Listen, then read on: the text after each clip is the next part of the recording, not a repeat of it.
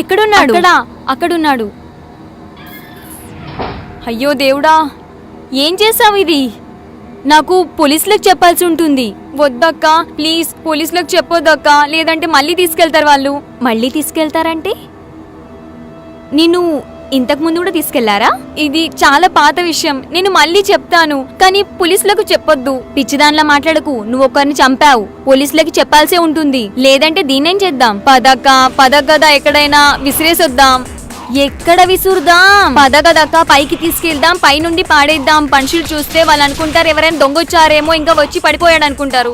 వా, నువ్వు క్రిమినల్స్ లాగా మాట్లాడుతున్నావే. క్రిమినల్స్ తో తిరుగుతావా ఏంటి నువ్వు? అక్క, ఎవరికి తెలుసు ఎవరు క్రిమినల్ ఎవరు కాదని? ఏమో నిన్ను కలవడానికి వచ్చాడేమో, ఇంతకు ముందైతే అస్సలు రాలేదు తను. అక్క నువ్వేం మాట్లాడుతున్నావు? నాకు అసలు వీడు తెలియదు కూడా. మరి నువ్వెందుకు చంపావు? నేను చంపలేదు వీడిని, ఇది ఒక యాక్సిడెంట్ అక్క. యాక్సిడెంటా? రియలీ? నిన్ను పోలీసులకి పట్టించాల్సే ఉంటది. నా చెల్లి ఒక క్రిమినల్, ఇంకా నేను తనతో పాటు ఉండాలా? నేను ఇక్కడ ఒక్కదాన్నే ఉంటాను. ఇది నువ్వేమంటున్నావక్క? ఇదంతా నీది ఒక్కదాంది కాదు. నువ్వేమనుకున్నావు? నేను ఇక్కడ హక్కు తీసుకోవడానికి వచ్చాననుకున్నావా?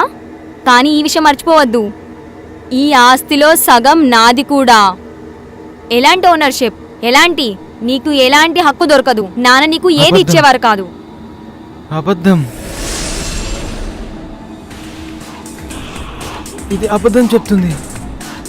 ఏయ్, ఎవరు నువ్వు? ఒకదాని తర్వాత ఒకటి నువ్వు నా చేత తప్పు పనులన్నీ చేయించి అప్పుడు నేను నీకు గుర్తున్నాను. ఇప్పుడు నన్ను గుర్తుపట్టట్లేదు. అక్క నీకు తెలుసా ఇతను ఎవరు?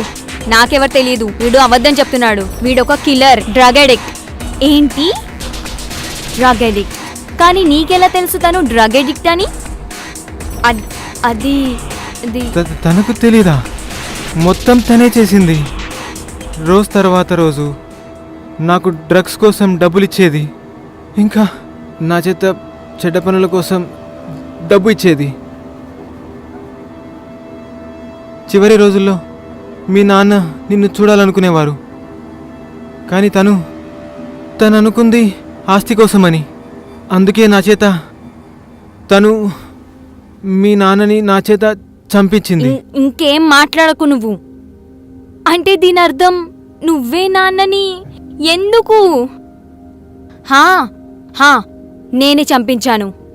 ఇంకా నా ప్రాపర్టీ మధ్యలో ఎవరొచ్చినా వాళ్ళని నేను ఉండనివ్వను. ఛీ అక్క నువ్వు ఛీ, నీ ప్రాపర్టీ నీ దగ్గరే పెట్టుకో. నేను నీతో ఒక్క నిమిషం కూడా ఉండలేను. నేను అనుకునేదాన్ని నేనే చెడ్డదాన్నని, నేనే దొంగతనాలు ఇవన్నీ చేసి, కానీ నువ్వైతే నాకన్నా. నేను ఇప్పుడే వెళ్ళిపోతాను ఇక్కడి నుండి. నేను కూడా వెళ్ళిపోతాను. నేను పోలీసులకు వెళ్ళి మొత్తం చెప్పేస్తాను. నీ చరిత్ర మొత్తం చెప్పేస్తాను.